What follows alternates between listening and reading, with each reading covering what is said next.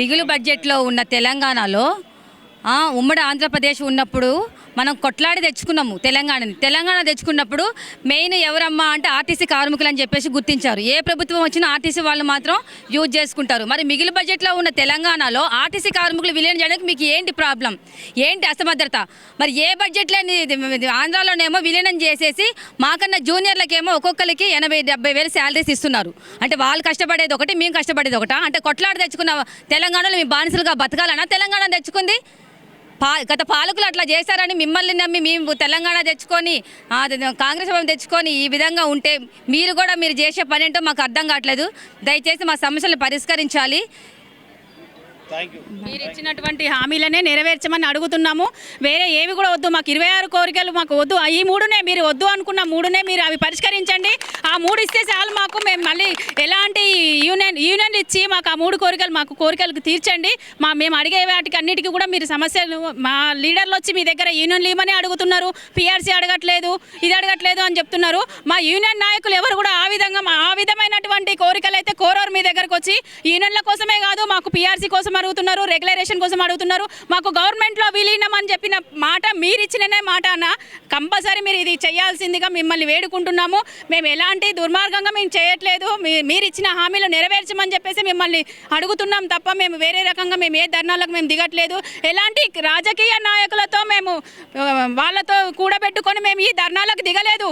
మా కడుపు మండి మాకు కష్టము ఎక్కువయ్యి మాకు యాజమాన్యంతో మాకు ఉన్నటువంటి సమస్యలను మేము ఎవరితో చెప్పుకోవాలో లేక మేము వచ్చినాం తప్ప ఎలాంటి వాళ్ళు రాజకీయవేత్తలు మమ్మల్ని వెనకాలండి మమ్మల్ని ముందుకు నడపట్లేదు. మా అంతలో మేమే నడుస్తున్నాము. మా కోరికలు మేమే అడుగుతున్నాము. మీరు చెప్పినటువంటి ప్రశ్నలకే మేము జవాబు కావాలని అడుగుతున్నాము. దయచేసి మాకు ఇచ్చేటువంటి ఆ 3 చేయండి, ప్రభుత్వంలో విలీనం చేయండి, మాకు పిఆర్సీ ఇవ్వండి, మా సమస్యలను నెరవేర్చండి ప్లీజ్. మంచి ఫిట్మెంట్ ఇవ్వండి, మంచి ఫిట్మెంట్ ఇస్తే మేము కూడా కష్టపడతాం, నాణ్యతమైన ప్రయాణాన్ని ప్రజలకు అందిస్తాం. మీరు మంచి ఫిట్మెంట్ ఇవ్వండి. ఫస్ట్ 50% ఫిట్మెంట్ దమ్ముందా? ఈ రోజు మేము విరమించుకొని డ్యూటీలు చేస్తాం.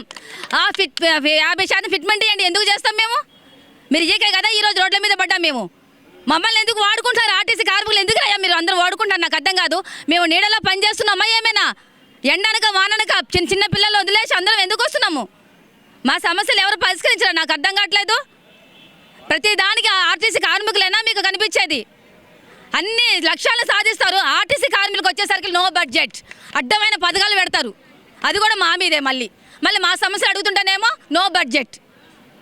దయచేసి మా సమస్యల్ని న్యాయంగా పరిష్కరిస్తే మేము అందరం హ్యాపీగా ఉంటాం. మమ్మల్ని నమ్ముకున్న ప్రజలు కూడా హ్యాపీగా ఉంటారు.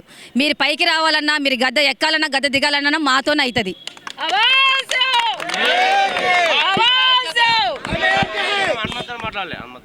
ఏదైతే మొన్న సాయంత్రం సెక్రటేరియట్లో ఐఏఎస్ అధికారులు ఒక 3 మన ఐపీఎస్ అధికారి అంటే మన ఎండి గారు నలుగురితోటి ఒక కమిటీ వేయడం జరిగింది. ఆ కమిటీలో అందరూ కూడా అధ్యక్ష కార్యదర్శులు అందరూ కూడా మొన్న సాయంత్రం 5 గంటల నుంచి రాత్రి 9:30 గంటల వరకు మేము చర్చలో పాల్గొన్నాం.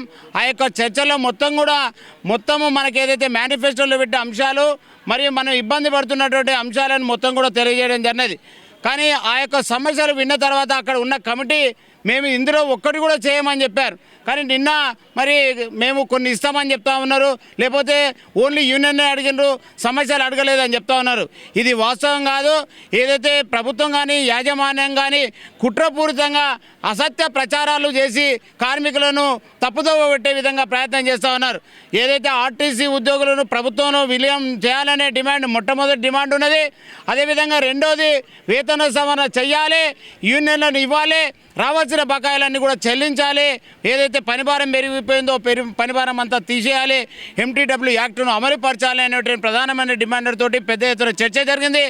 మిగతా సమస్యలు అనేటివి ఏవైతే సర్వీస్ కండిషన్లు కానీ, మరి నైట్ అవుట్ అలవెన్సులు కానీ, లేకపోతే మొత్తం నైట్ అవుట్ రెస్ట్ రూమ్లు కానీ, మనకు పెంచిన పనిభారము, డబుల్ డ్యూటీకి డబుల్ వేతనము, ఎవరైతే రిటైర్ అయిందో వాళ్ళందరికీ రావాల్సిన బకాయిలు, pay scale arrears, 2017 pay scale arrears, ఇటువంటి సమస్యలు అన్నీ కూడా అడగడం జరిగింది.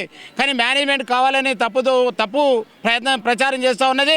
దానికి ఎవరు కూడా మీరు వాటిని ఆలోచన చేయకుండా ఏదైతే కార్మిక నాయకులు ఎవరైతే చెప్తారో అందరూ కూడా కరెక్ట్గానే మాట్లాడిండ్రు.